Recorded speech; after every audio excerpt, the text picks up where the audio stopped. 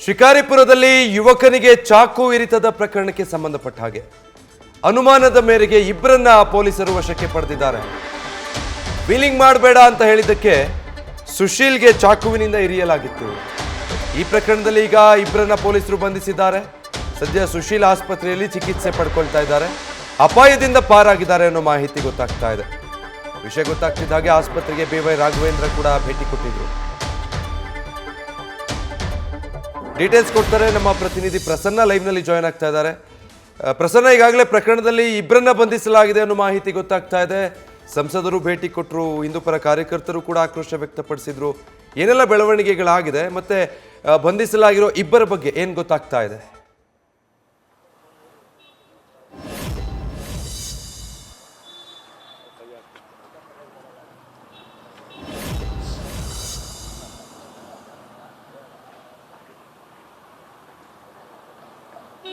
ಸಂಪರ್ಕ ಸಿಗ್ತಾ ಇಲ್ಲ ಅನ್ಸುತ್ತೆ, ಮತ್ತೊಮ್ಮೆ ಸಂಪರ್ಕಿಸೋ ಪ್ರಯತ್ನ ಮಾಡೋಣ. ವೀಲಿಂಗ್ ಮಾಡಬೇಡಿ ಅಂತ ಹೇಳಿದ್ದಕ್ಕೆ ಸ್ನೇಹಿತರನ್ನ ಅಂದರೆ ಕರ್ಕೊಂಬಂದು ಚಾಕುವಿನಿಂದ ಇರಿದ ಪ್ರಕರಣ ನಡೆದಿತ್ತಲ್ಲ, ಆ ಪ್ರಕರಣಕ್ಕೆ ಸಂಬಂಧಪಟ್ಟ ಹಾಗೆ ವ್ಯಾಪಕವಾದಂಥ ಆಕ್ರೋಶ ವ್ಯಕ್ತವಾಗಿತ್ತು. ಮಾಹಿತಿ ಗೊತ್ತಾಗ್ತಿದ್ದ ಹಾಗೆ ಸಂಸದ BY ರಾಘವೇಂದ್ರ ಕೂಡ ಬಂದು ಆಸ್ಪತ್ರೆಗೆ ಭೇಟಿ ಕೊಟ್ಟಿದ್ರು. ಹಿಂದೂಪರ ಕಾರ್ಯಕರ್ತರು ಆಗಲೇ ಪ್ರತಿಭಟನೆ ಮಾಡೋದಕ್ಕೂ ಮುಂದಾಗಿದ್ರು.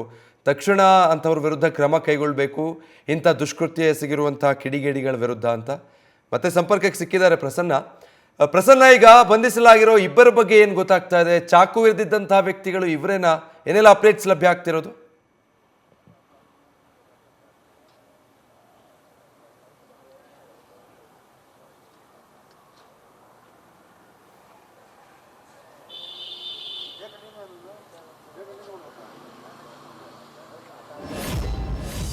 ನಿನ್ನೆ ರಾತ್ರಿ ಸುಮಾರು 9:45 ಸುಮಾರು ದೊಡ್ಡಪೇಟೆ ಶಿಕಾರಿಪುರ ಬೀದಿಯಲ್ಲಿ ನಮ್ಮ ಅಣ್ಣನಾದ ಸುಶೀಲ್ ನಾಯಿಯನ್ನು ವಾಕಿಂಗ್ ಮಾಡಿಸಬೇಕಾದ್ರೆ ಹುಡುಗರಿಗೆ ಬುದ್ಧಿ ಮಾತು ಹೇಳಿದ್ದಾನೆ, ವೀಲಿಂಗ್ ಮಾಡಬೇಡ್ರಪ್ಪ ಅಂತೇಳಿ.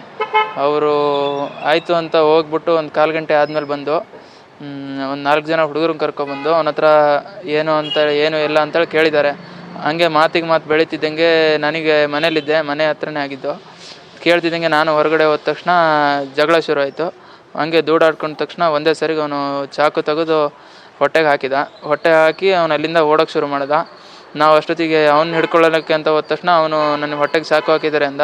ಅಷ್ಟೊತ್ತಿಗೆ ಅವ್ನು ಕರ್ಕೊಂಡು ನಾವು ತುರ್ತು ಚಿಕಿತ್ಸೆಗೆ ದೊಡ್ಡಪೇಟೆಯಲ್ಲಿರೋ ಶಿಕಾರಿಪುರ ದೊಡ್ಡ ಆಸ್ಪತ್ರೆಗೆ ಅಡ್ಮಿಟ್ ಮಾಡಿದ್ವಿ. ಅಲ್ಲಿಂದ ಆಗಲ್ಲ ಅಂದಿದ್ದಕ್ಕೆ ಸೀದಾ ಶಿವಮೊಗ್ಗ ಕರ್ಕೊಂಬಂದ್ವಿ.